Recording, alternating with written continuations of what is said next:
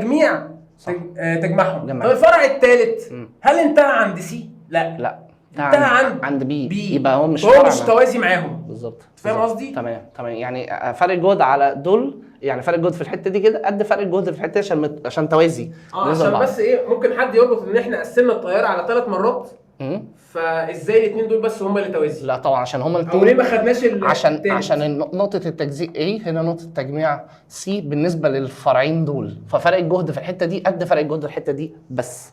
يبقى V1 بيساوي V2، انا سميت اللي هنا 1، يبقى هقول I1 في R1 بيساوي I2 في R2.